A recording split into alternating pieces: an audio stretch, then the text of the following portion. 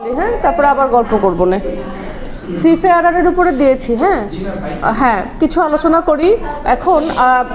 কবিতাটা যতই আপনারা ডিটেলসে যাবেন দেখবেন যে মনে হবে যে আরে এটা তো ওয়ান্ডারারের মতোই একটা কবিতা, অলমোস্ট দ্য সেম।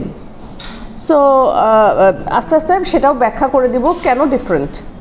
তো দ্য সিফেয়ারার লিটারারি অ্যানালাইসিসে যদি যাই, টাইটেল আসলে এই কবিতাটারও কোনো টাইটেল ছিল না, ম্যানাস্ক্রিপ্ট পাওয়া গিয়েছে, কোনো টাইটেল পাওয়া যায়নি, ওয়ান্ডারার কবিতার মতোই।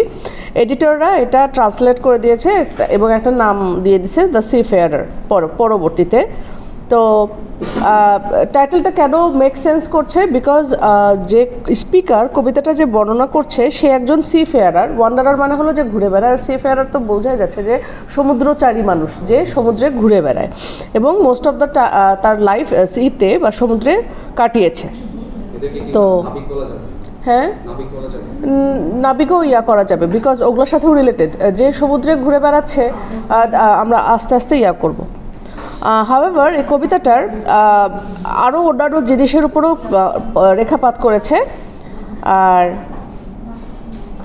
তো এটা এই কবিতাটা about longing, loss, fleeting nature of time এবং most importantly the trust in God. তাহলে বেঁচে থাকা মানুষের বিয়োগ, বিচ্ছেদ, আর তারপরে সময়ের যে একটা ফ্লিটিং একটা নেচার, মানে সময় যেভাবে মানে লাফায় লাফায় পালিয়ে মানে দৌড়ে চলে যায়, শেষ হয়ে যায়, এবং most importantly trust in god.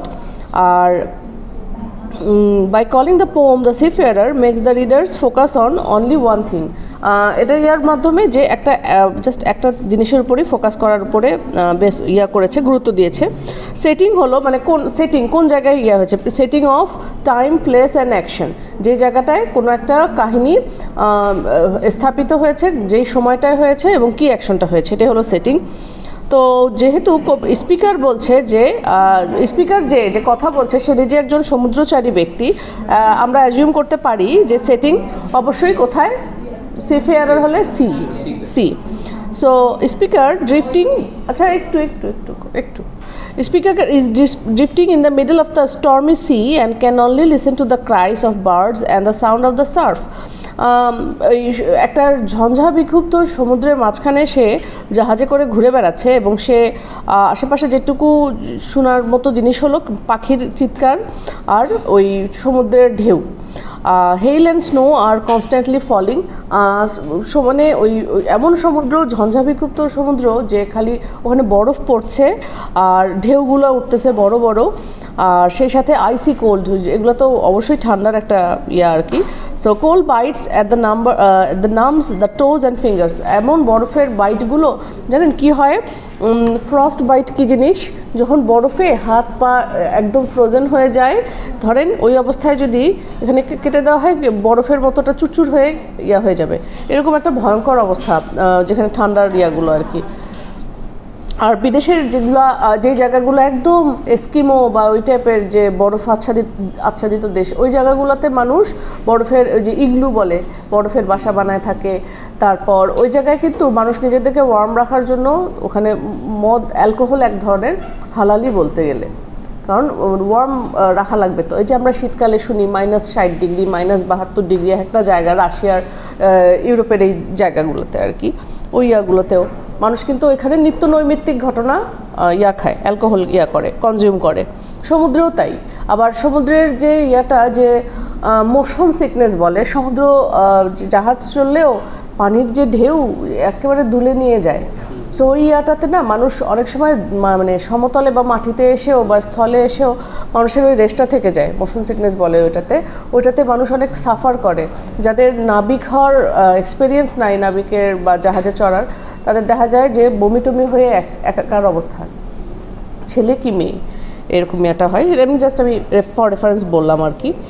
সিফেয়ারার কবিতাটা translated form provides the portrait of sense of loneliness. কবিতাটা আসলে একাকিত্ব, স্টোইক এন্ডিউরেন্স। স্টোইক মানে হলো সন্ন্যাস জীবন আর কি, ধ্যান করা, স্টোইক, বা এটা হলো একটা স্টোইক ব্লিস বা একটা গান ছিল স্টোইক ব্লিস, আবার জিগায় গান। এটা হলো আমাদের মানে মিলেনিয়ালদের, অবশ্য এখনও ছেলেরা আগেকার দিনে সব কিছুই তো এখনও আছে, আমরা সবাই সব কিছু জানি।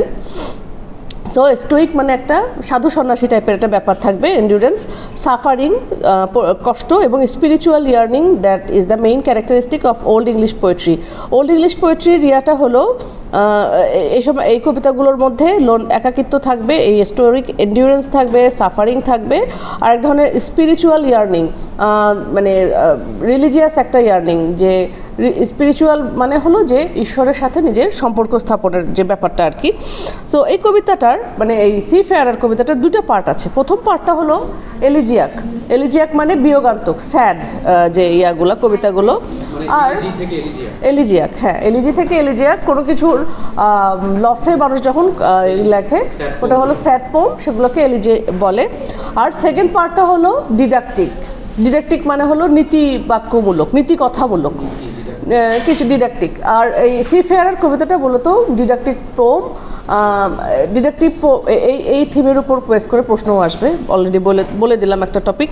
এই কবিতাটা আর মানে as a two poem, two different subjects, or a poem having two different subject, দুটা মানে সাবজেক্ট এভাবে করে পড়া যায়। প্লাস এই কবিতাটা অ্যাজ এ ড্রামাটিক মনোলগ হিসেবে ইউজ করা যায়। ড্রামাটিক মনোলগ আমরা কোথায় দেখেছি? ওই যে ভিক্টোরিয়ান পিরিয়ডের সময় রবার্ট ব্রাউনিংয়ের যে ফ্রা লিপোলিপি, দ্য লাস্ট ডাচেস, কি জানি ডাচেস, মাই লাস্ট ডাচেস বা এই টাইপের একটা কবিতা ছিল, ওখানে ড্রামাটিক মনোলগের প্রচলন আমরা দেখি। সো এখানেও আছে ইয়াটা ড্রামাটিক মনোলগ, মানে নিজেই নিজের সেলফ রিয়ালাইজেশন বা যা কিছু তারা বলে বেড়াবে, আমরা অডিয়েন্স আমরা শুনবো। সো ডাচেস মালফি ওটা না, দ্য লাস্ট ডাচেস বা মাই last duchess, the duchess of Malfi হলো এটা একটা নাটক, তাই না? তিশা ম্যাম পড়াচ্ছে না, নাটক ওটা। আর ড্রামাটিক মনোলগ হলো এটা কবিতার মধ্যে হয়। আচ্ছা, ড্রামাটিক মনোলগ কবিতার মধ্যে হয় কি, স্প্যানিশ ট্র্যাজেডি। হ্যাঁ, তো আচ্ছা, প্রথম সেকশনটা কবিতাটার একটা agonising personal description of the mysterious attraction and suffering of the sea life. সমুদ্রের জীবনের মানুষের যে সাফারিংগুলো হয় সেই জিনিসগুলো ডিসক্রাইব করছে প্রথম পার্টটা কবিতাটার। However in the second section of the poem the speaker focuses on fortune, fleeting nature of fame, life etcetera. তাহলে সেকেন্ড সেকশনে বলতেছে ফরচুন, মানুষের ভাগ্য, ফেম বা মানুষের যে সুনাম বা সুখ্যাতি, এটা কিন্তু বেশি দিন টেকে না, এটা ক্ষণস্থায়ী। কীরকম? যেরকম আমাদের মন্ত্রী এমপিরা যেরকম তাদের ফেম কোথায় চলে গিয়েছে, এই গতকালকেও একজন ধরা পড়লো, 12 জন খুব খুশি, কালামানিক। না খুশি হবে তো, মানে এতই মানে বিতর্কিত লোক, আর তাদের মানে পরিণতিগুলো দেখলেও মানে কি বলবো, টু সাম এক্সটেন্ট খারাপও লাগে যে এই বয়স্ক মানুষগুলোর কি দরকার ছিল এরকম বিতর্কিত কাজ করার, যাতে আজকে সাধারণ মানুষের এত গালিগালাজ শুনতেছে। যাকে মানুষের মধ্যে এখন বন্ডিং ভালো, এখন দেশপ্রেমটা ভালো, মানুষ অনেক টাকা তুলেছে, অনেক উঠছে, আরও কন্টিনিউইং, আলহামদুলিল্লাহ। আচ্ছা, the poem ends with explicitly Christian view of God as powerful and wrathful. কবিতাটা শেষ হচ্ছে যে ক্রিশ্চিয়ান বিলিফের উপরে গড মানে অনেক পাওয়ারফুল, এবং গড কিন্তু ঈশ্বরের কিন্তু অনেক রাগও আছে বা ক্রোধও আছে। এখন এখানে কিছু ব্যাপার স্যাপার আছে। ব্যাপার স্যাপারগুলো বলতে গেলে ওল্ড ইংলিশে আমরা জানি বা অ্যাংলো স্যাক্সন পিরিয়ডে মানুষের ইয়াটাই ছিল হলো মূল থিম ছিল বা মানুষ চলতো প্যাগানিজমের উপরে। সেখানে ক্রিশ্চিয়ানিটি বা গডের কথা আসতেছে, ব্যাপারটা একটু ইয়া আর কি প্রশ্ন জন্ম দেয়। আসলে প্রশ্নের ব্যাখ্যাটা হলো আস্তে আস্তে মানুষ ক্রিশ্চিয়ানিটির দিকে যাচ্ছিল।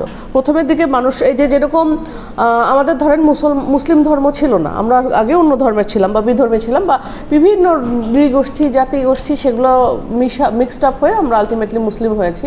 সো ওদেরও প্রথমে ধর্মহীনতা বা প্যাগানিজমটা ছিল, সেখান থেকে মানুষ আস্তে আস্তে সুসভ্য বা ভদ্র হয়েছেই ওরা ক্রিশ্চিয়ানিটির মাধ্যমে। কারণ ধর্মই তো মানুষকে অন্তত একটু সভ্য করে, একটা একটা অনুশাসন আছে। এটা কি রিগডন ছিল না ইয়া ছিল, ফেসবুকের রিল ছিল। আচ্ছা, যাই হোক, ফোনটা একটু আমরা সাইলেন্ট রাখি 10-15 মিনিটের জন্য, বেশিক্ষণ না। সো ওই সময় তো মানে আস্তে আস্তে মানুষ ধর্মের দিকে আগাচ্ছিল অ্যাংলো স্যাক্সন পোয়েট্রিতে, অ্যাংলো নরমান পিরিয়ডের দিকেও যাচ্ছিল। সো মানুষের মধ্যকার নৈতিকতা আস্তে আস্তে বাড়ছিল। সো এটা একটা মানে ট্রানজিটরি পোম, সেই সময়টার সন্ধিক্ষণের একটা কবিতা বলা যায়।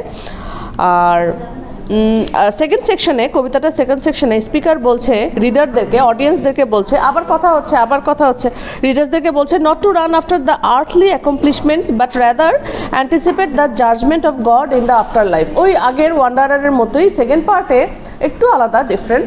সেকেন্ড পার্টে বলছে রিডারদেরকে যে তোমরা মানে নাম সুনাম খ্যাতি এগুলোর পিছনে ছুটো না, বরং ঈশ্বরের যে ক্রোধ বা আফটার লাইফ, ঈশ্বরের যে জাজমেন্ট, এগুলোর দিকেও খেয়াল দাও। ওরা তো আল্লাহ বলবে না, ওরা তো ক্রিশ্চিয়ানিটি গড। আচ্ছা, the poem deals with both Christian and pagan ideas regarding overcoming the sense of loneliness and suffering. তাহলে দুটো জিনিসের উপরই বেস করে কবিতাটা, ইয়াও আছে, ক্রিশ্চিয়ান বিলিফও আছে, আবার প্যাগান এলিমেন্ট দুটোই কিন্তু আছে এই ইয়ার উপরে। For example, the speaker of the poem talks about winning glory and being beautied with the treasure which is pagan idea. বেওলফের মধ্যেও আমরা দেখেছি কি হয়, বেওলফ যখন মারা, আপনার কি বেওলফ ছিল না? হ্যাঁ, বেওলফে কি হয়েছে, বেওলফকে কবর দিয়ে দেওয়া হয়েছে তার ট্রেজারগুলো সহ বা অনেক কিছু ইয়া সহ। এটা একটা প্যাগান বিলিফ এবং যতদিন বেঁচে থাকবে ততদিন একটু সুনাম খ্যাতি, বেওলফেরও তো এরকম ইয়া ছিল। সো এই জিনিসগুলো ছিল প্যাগান এলিমেন্ট বা আইডিয়া। সো আবার সেই সাথে এই কবি আরও বলছে the judgement of God in the afterlife which is a Christian idea, যে ঈশ্বরকে ভয় করো, পরকালকে ভয় করো, এটা Christian idea. The poem Seafarer can be taken as an allegory that discusses life as a journey and the conditions of humans as that of exile on the sea.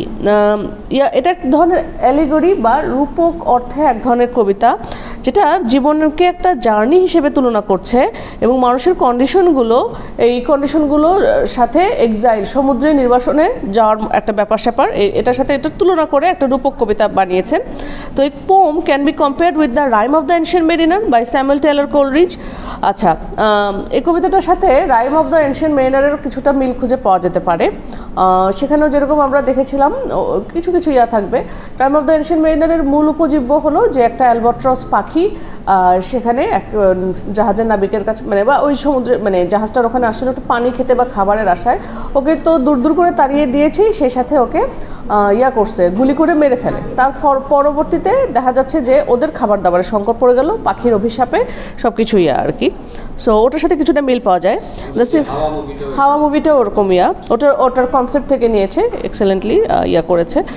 The seafarer is an account of the interaction of a sensitive poet with his environment. কবিতাটা একটা interaction, একজন sensitive কবির তার প্রকৃতি বা environment বা পরিবেশের সাথে এরকম একটা ইন্টারাকশনের একটা কবিতা। আচ্ছা, থিমস ইন দ্য সিফেয়ারার, এই কবিতায় থিম কী আছে? অ্যালিয়েনেশন অ্যান্ড লোনলিনেস, আর কি আছে? হিউম্যান কন্ডিশন, আর আছে হলো মেমোরি অ্যান্ড রেমিনিসেন্স।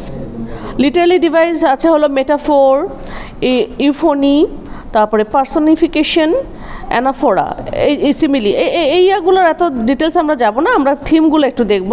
থিমের প্রথমটা একটু দেখি।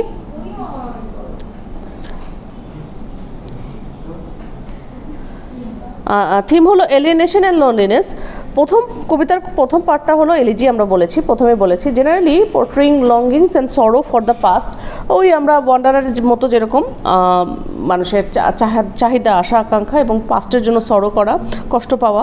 Main theme of an elegy is longing.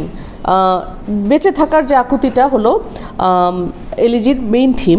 সিফেয়ারার thrusts the readers into a world of exile, loneliness and hardships. এই কবিতাটা মানুষকে নিয়ে যাচ্ছে একটা জগতে যেখানে আছে এক্সাইল, নির্বাসন আছে, একাকিত্ব আছে এবং পরিশ্রম আছে। The speaker describes the feeling of an alienation